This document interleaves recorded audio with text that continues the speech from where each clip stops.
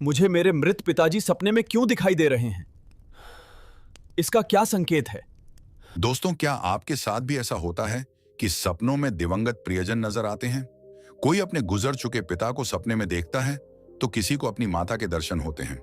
हो सकता है आपने भी कभी ना कभी अपने मृत परिजनों को सपनों में अवश्य देखा हो, मगर अक्सर सुबह उठते ही हम उन सपनों को नजरअंदाज कर देते हैं। क्या कभी आपके मन में सवाल आया कि आखिर ऐसे सपने क्यों आते हैं? इनका क्या अर्थ हो सकता है? दरअसल मृत परिजनों के सपने आना साधारण घटना नहीं है।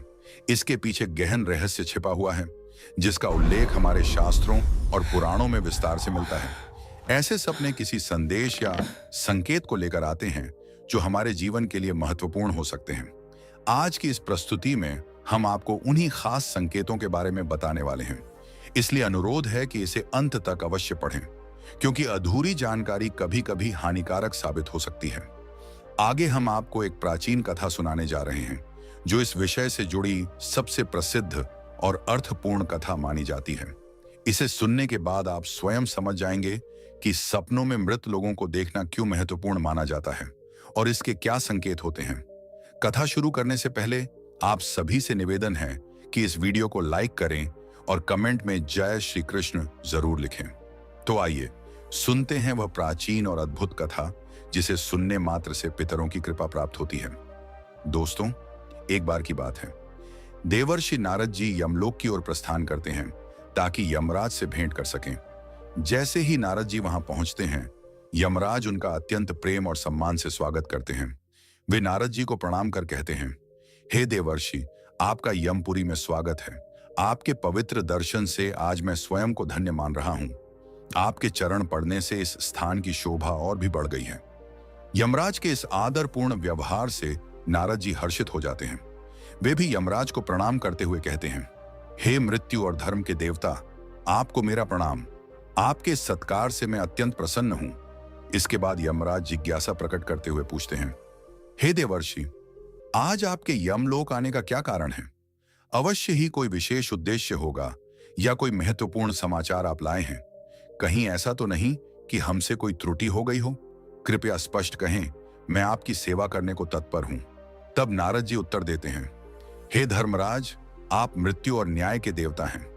तीनों लोकों के जीवित और मृत सभी प्राणियों का लेखा जोखा आपके पास है। भूत और भविष्य का समस्त ज्ञान भी आपको प्राप्त है। इसी कारण मैं अपनी एक शंका लेकर आपके पास आया हूं। कृपा करके उसे दूर करें। यमराज ने गंभीर स्वर में कहा, हे देवर्षि, आपने सत्य कहा। तीनों लोकों में रहने वाले जीव जंतुओं और प्राणियों का पूरा लेखा जोखा वास्तव में हमारे पास है, लेकिन आपके मन का विचार जानना हमारे अधिकार में नहीं। आप तो स्वयं तीनों लोकों के समाचार रखते हैं और भगवान विष्णु के अति प्रिय भक्त हैं। आपको सभी शास्त्रों का भी गहन ज्ञान है। फिर भी यदि आप मुझसे कुछ जानना चाहते हैं तो मैं अपनी पूरी सामर्थ्य से आपकी सहायता अवश्य करूंगा। कृपया निस्संकोच अपनी शंका प्रकट करें, मैं उसके उत्तर देने का भरसक प्रयास करूंगा। देवर्षि नारद यमराज से कहते हैं, हे धर्मराज, मैं अभी अभी पृथ्वी लोक का भ्रमण करके लौटा हूं। वहां मैंने कई विचित्र और भयावह रूप देखे। पिशाच, प्रेत, वेताल, कुष्मांड, चुड़ैल और पिशाचिनी जैसी शक्तियां जो जंगलों और सुनसान स्थलों पर निवास करती हैं। मैंने यह भी देखा कि ये दुष्ट शक्तियां मनुष्यों को तरह तरह से सताती हैं और उन्हें कष्ट पहुंचाती हैं। मेरे मन में प्रश्न है कि आखिर ये बुरी शक्तियां मनुष्यों को क्यों तंग करती हैं। इसके अतिरिक्त एक और शंका मेरे हृदय में उठ रही है। मनुष्य अक्सर अपने सपनों में अपने पूर्वजों को देखता है। इसका क्या रहस्य है? सपनों में मृत परिजनों का दिखाई देना क्या संकेत देता है? इसका वास्तविक अर्थ क्या है? मैं समस्त मानव जाति के कल्याण के लिए इन प्रश्नों का उत्तर जानना चाहता हूं। इसी उद्देश्य से मैं आपके पास आया हूं। नारद जी की जिज्ञासा सुनकर यमराज गंभीर स्वर में कहते हैं, हे देवर्षि, आपने बहुत उचित और कल्याणकारी प्रश्न किए हैं। निश्चय ही इनके उत्तर मानव जाति के लिए अत्यंत लाभकारी होंगे। मैं अवश्य ही आपके सभी प्रश्नों का समाधान करूंगा, लेकिन पहले मैं आपको एक अत्यंत पवित्र और दिव्य कथा सुनाऊंगा। इस कथा में ही आपके सभी प्रश्नों का उत्तर छिपा हुआ है। जो भी मनुष्य इस कथा को श्रद्धा से सुनता है, उसके 32 प्रकार के अपराध क्षमा हो जाते हैं। यह सुनकर नारद जी हाथ जोड़ते हुए कहते हैं, हे धर्मराज, कृपया वह महान कथा मुझे सुनाइए। मैं पूरी एकाग्रता से इसे सुनने के लिए तैयार हूं। तो दोस्तों, इसके बाद यमराज देवर्षि नारद को वह पावन कथा सुनाना प्रारंभ करते हैं। आइए अब हम भी ध्यानपूर्वक उस कथा को सुनते हैं। एक दिन पितृलोक में सेठ धर्मण और उसके भाइयों के पूर्वज आपस में चर्चा करने लगे। वे अत्यंत दुखी होकर एक दूसरे से कहने लगे, यह हमारे कुल का कितना बड़ा दुर्भाग्य है कि हमारे घराने में ऐसे स्वार्थी और लालची पुत्र जन्मे हैं। न वे श्राद्ध करते हैं, न तर्पण और न ही दान पुण्य। उनके कुकर्मों के कारण हम भी कष्ट झेल रहे हैं और हमारा पतन हो रहा है। उनका यह आचरण हमें निरंतर पीड़ा दे रहा है। इस प्रकार आपसी विचार विमर्श के बाद पितृगण सोचने लगे कि अब हमें अपने वंशजों से मिलने का उपाय खोजना चाहिए। सभी ने एक मत होकर कहा, आओ हम यमराज के पास चलते हैं, वही हमारी इस समस्या का समाधान कर सकते हैं। उनसे अनुमति लेकर हम अपने पुत्रों तक अपना संदेश पहुंचाएंगे। निश्चय करके सभी पितृ आकाश मार्ग से प्रस्थान करते हैं और पितृलोक से यमलोक पहुंचते हैं। यमराज को प्रणाम करके वे उनके समक्ष उपस्थित होते हैं। यमराज पितरों को अपने दरबार में देखकर उनका सत्कार करते हैं और आदर पूर्वक पूछते हैं, हे महात्माओं, आपके यमपुरी आने का कारण क्या है? तब पितृगण हाथ जोड़कर विनम्रता से अपना दुख प्रकट करते हैं। हे धर्मराज, हमारे वंशजों की बुद्धि भ्रष्ट हो चुकी है। वे न तो दान करते हैं, न श्राद्ध और तर्पण। उनके अशुभ आचरण से हमारी आत्माएं तृप्त नहीं हो पा रही हैं और हम अत्यंत दुखी हैं। कृपा करके हमें एक बार अपने पुत्रों से मिलने की अनुमति दीजिए। हम उन्हें शास्त्रों का ज्ञान देंगे, समझाएंगे और फिर लौटकर पितृलोक चले जाएंगे। पितरों की बात सुनकर यमराज गंभीर स्वर में बोले, हे महात्माओं, जीवित अवस्था में अपने पुत्रों से मिलना आपके लिए संभव नहीं है, किंतु आप उन्हें स्वप्न में अवश्य संकेत दे सकते हैं। अपने दुख और संदेश को सपनों के माध्यम से उन्हें समझाइए, यही उचित मार्ग है। फिर पितृगण आपस में सहमत हो जाते हैं और निश्चय करते हैं कि वे अपने अपने पुत्रों को स्वप्न में दर्शन देंगे। सबसे पहले वे बड़े पुत्र यानी सेठ धर्मण के सपने में प्रकट होते हैं और उसे संकेत देते हैं, मगर धर्मण उन संकेतों को समझ नहीं पाता। सुबह जागने पर वह उस स्वप्न को बिल्कुल भूल जाता है और पूर्वजों द्वारा दिए गए संदेश को भी महत्व नहीं देता। यह देखकर पितृगण निराश हो जाते हैं। वे फिर अन्य पुत्रों के सपनों में जाकर उन्हें भी दर्शन देते हैं और कई प्रकार के दिव्य संकेत पहुंचाते हैं, लेकिन बाकी भाइयों ने भी उन संकेतों को अनदेखा कर दिया। किसी ने भी अपने पूर्वजों की चेतावनी को गंभीरता से नहीं लिया। धीरे धीरे पितृगण अत्यंत व्यथित और क्रोधित हो उठते हैं। धर्मण और उसके भाई धन की लालसा में इस कदर अंधे हो चुके थे कि उन्हें पूर्वजों के द्वारा दिए गए दिव्य संदेशों का कोई अर्थ ही नहीं लगता था। किंतु कुछ ही दिनों बाद परिणाम सामने आने लगा। सेठ धर्मण को व्यापार में भारी घाटा उठाना पड़ा। धीरे धीरे उसकी जमा पूंजी और संपत्ति नष्ट हो गई। भाइयों के बीच वाद विवाद और झगड़े होने लगे। अंततः उन्होंने पूर्वजों द्वारा अर्जित पूरी जमीन जायदाद बेच डाली और परिवार पूरी तरह उजड़ गया। भाइयों का आपसी संबंध टूट गया और हर कोई अपने अपने जीवन यापन की चिंता में बिखर गया। उधर स्वर्गलोक में पितृगण अपने वंशजों की ऐसी दयनीय दुर्दशा देखकर गहन पीड़ा में डूब गए। वे अत्यंत उदास होकर पुनः यमराज के पास पहुंचे और हाथ जोड़कर बोले, हे धर्मराज, हमारे पुत्रों की यह दशा हमसे देखी नहीं जाती। हमारे संचित पुण्यों को उन्होंने नष्ट कर डाला है। कृपया कुछ ऐसा उपाय कीजिए जिससे वे अपनी भूल समझ सकें। यमराज ने धैर्यपूर्वक उत्तर दिया, हे महात्माओं, मैं आपकी वेदना को भली भांति समझता हूं। निश्चिंत रहिए, मैं स्वयं आपकी सहायता करूंगा। मैं पृथ्वी लोक जाकर आपके पुत्रों को उनकी भूल का बोध कराऊंगा। इसके बाद मित्रों, यमराज अपने विशाल भैंसे पर सवार होकर पृथ्वी लोक की ओर प्रस्थान करते हैं। जब वे सेठ धर्मण के घर के समीप पहुंचते हैं तो वे साधु का वेश धारण कर लेते हैं। सबसे पहले साधु रूप धारण किए यमराज सेठ धर्मण के घर पहुंचे। उस समय धर्मण गहरी बीमारी से ग्रस्त था और बिस्तर पर पड़ा कराह रहा था। साधु वेशधारी यमराज द्वार पर खड़े होकर ऊंचे स्वर में पुकारने लगे, भिक्षाम देहि, भिक्षाम देहि। हे गृहिणी, द्वार पर एक साधु खड़ा है। लंबी यात्रा से थका हारा आया हूं। यदि कोई है तो भिक्षा दीजिए। यह आवाज सुनकर सेठ की पत्नी सुनंदा बाहर आई। उसने साधु को देखकर आदरपूर्वक स्वागत किया और विनम्रता से बोली, पधारिए हे साधु महाराज, आपका हमारे द्वार पर स्वागत है। बताइए, मैं आपकी किस प्रकार सेवा कर सकती हूं? तब साधु रूपी यमराज बोले, हे देवी, मैं दूर से यात्रा करता हुआ आया हूं, भूखा प्यासा हूं। यदि कुछ अन्न मिल जाए तो मेरे लिए वरदान होगा। सुनंदा ने कहा, ठीक है महाराज, आप बैठिए, मैं तुरंत भोजन लेकर आती हूं। जब वह अंदर जाने लगी तो साधु रूपी यमराज ने उसके चेहरे की ओर देखा। वहां गहरे दुख और पीड़ा के भाव स्पष्ट दिखाई दे रहे थे। वे बोले, हे पुत्री, तुम्हारे मुख पर विषाद झलक रहा है।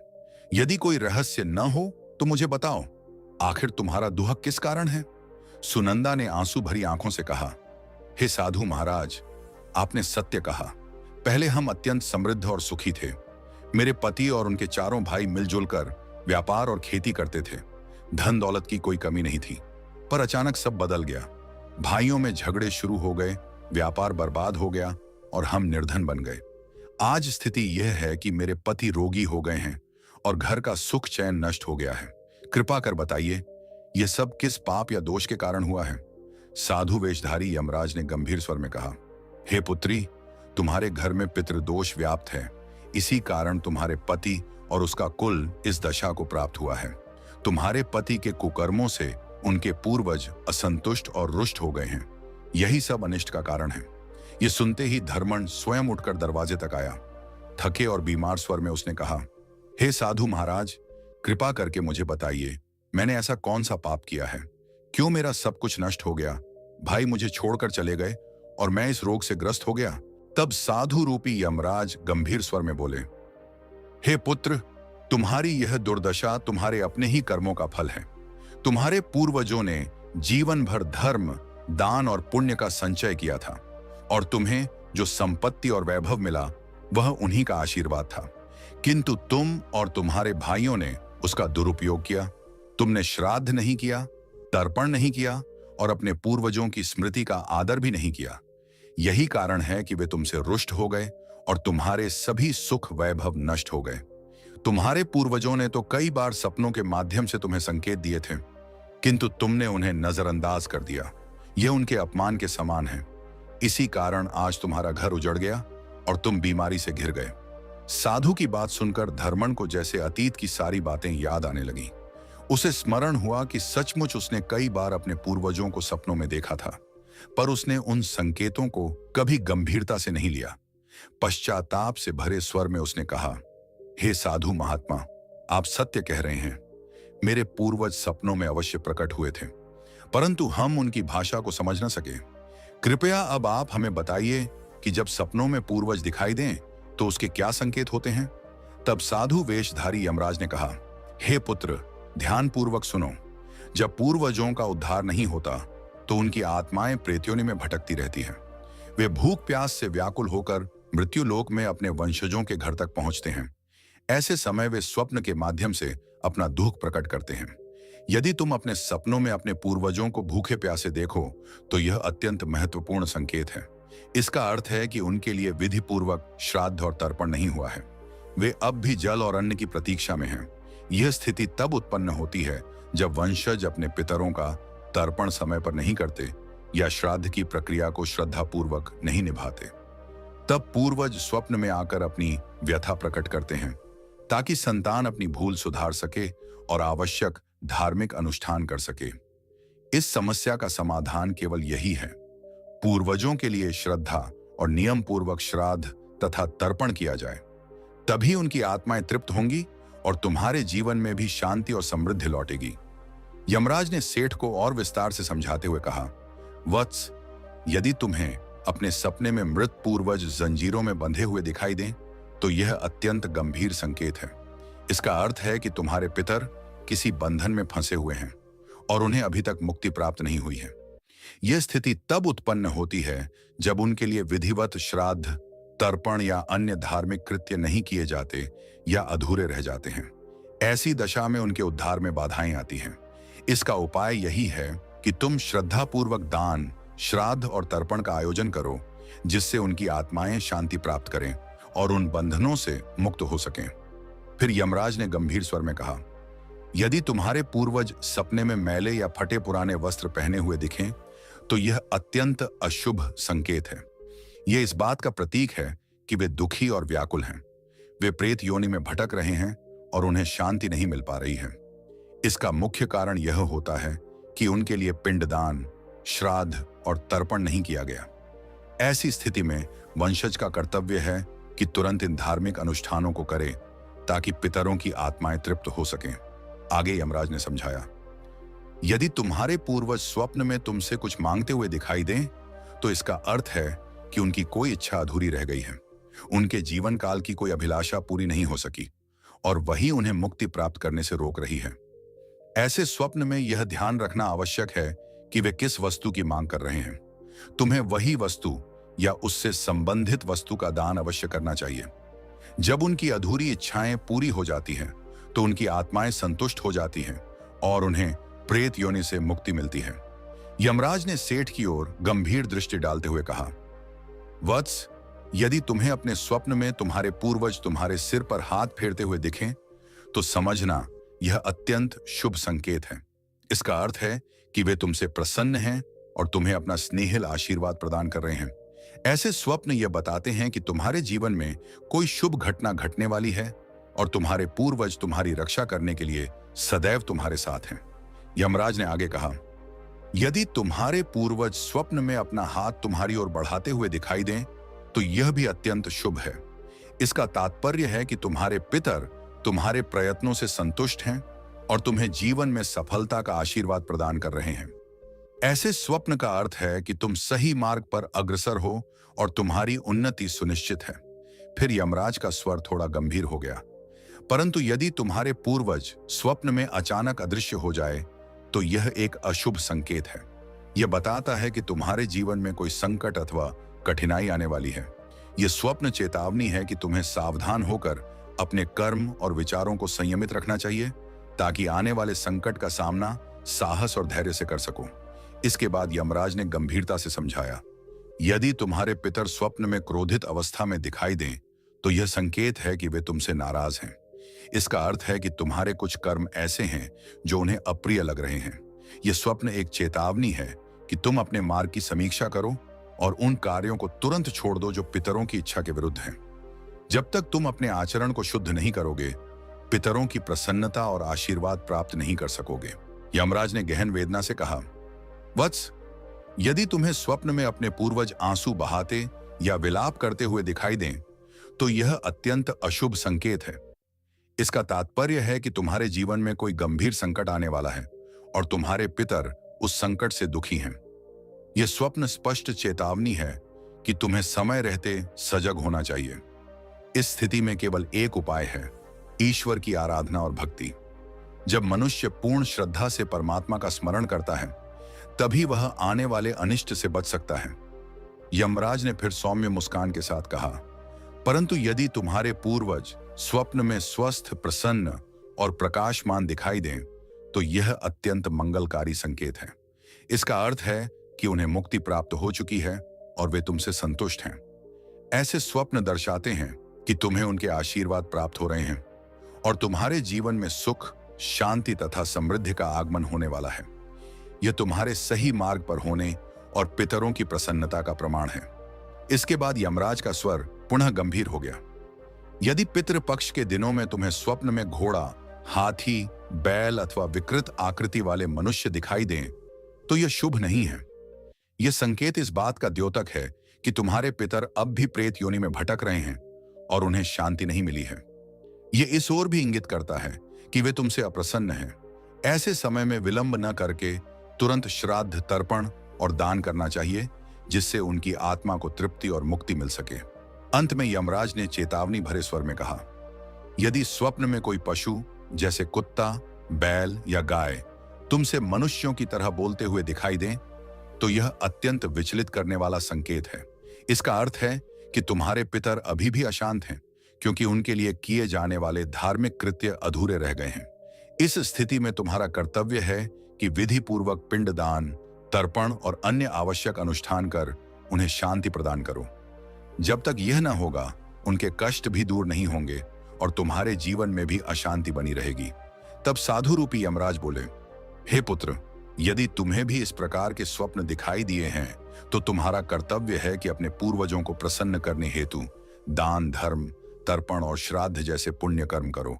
इन कार्यों से तुम्हारे जीवन के सभी कष्ट दूर होंगे। साधु की बातें सुनकर सेठ की आंखें खुल जाती हैं। उसे अपनी गलती का गहरा एहसास होता है। वह तुरंत अपने भाइयों के पास जाकर साधु द्वारा कही हुई बातें उन्हें बताता है। सबको समझ में आ जाता है कि उनके पूर्वज ही स्वप्न में आकर संकेत दे रहे थे, जिन्हें वे अब तक नजरअंदाज करते आ रहे थे। इसके बाद सभी भाई मिलकर नदी तट पर जाते हैं और अपने पितरों के लिए पूरे विधि विधान से श्राद्ध, तर्पण और दान धर्म का आयोजन करते हैं। इन कर्मों से उनके पितर संतुष्ट हो जाते हैं। कुछ ही समय बाद पूर्वज पुनः उनके स्वप्न में प्रकट होते हैं, परंतु इस बार वे शुभ संकेत देते हैं। उनके मुख पर तेज होता है, वे प्रसन्न दिखते हैं और भाइयों को आशीर्वाद प्रदान करते हैं। इन संकेतों से भाइयों का जीवन खुशियों से भर उठता है। उनके सभी रोग और दोष समाप्त हो जाते हैं। भाईचारा फिर से स्थापित होता है और वे सब मिलकर तरक्की करने लगते हैं। यमराज ने नारद जी से कहा, हे देवर्षि, जब पूर्वज संतुष्ट हो जाते हैं तो मनुष्यों को अनेक प्रकार के शुभ संकेत प्राप्त होते हैं। यदि स्वप्न में पितर किसी के सिर पर हाथ फेरते हैं तो यह उनके आशीर्वाद और आने वाली खुशियों का सूचक है। यदि वे हाथ बढ़ाते हुए दिखें तो यह सफलता का संदेश है। जब वे स्वस्थ, तेजस्वी और स्वच्छ वस्त्रों में प्रकट हों तो समझना चाहिए कि उन्हें मुक्ति मिल चुकी है। और यदि वे आकाश में बादलों पर विराजमान दिखें तो यह संकेत है कि वे अत्यंत प्रसन्न हैं और अपने वंशजों पर कृपा बरसा रहे हैं। ऐसे ही शुभ संकेतों से उन भाइयों का जीवन बदल गया। उनका खोया हुआ धन और वैभव लौट आया। वे फिर से एकजुट होकर रहने लगे और 100 वर्षों तक सुखपूर्वक जीवन व्यतीत करने के पश्चात दिव्य विमानों में बैठकर पितृलोक को प्रस्थान कर गए। तो दोस्तों, इस प्रकार यमराज ने देवर्षि नारद को स्वप्नों में पूर्वजों द्वारा दिए जाने वाले संकेतों का रहस्य बताया। अगर आपको यह कथा पसंद आई हो तो कृपया अपने विचार साझा करें। अच्छी लगी तो इसे आगे बढ़ाएं और कमेंट में जय श्री कृष्ण अवश्य लिखें। और चैनल को सब्सक्राइब करना बिल्कुल ना भूलें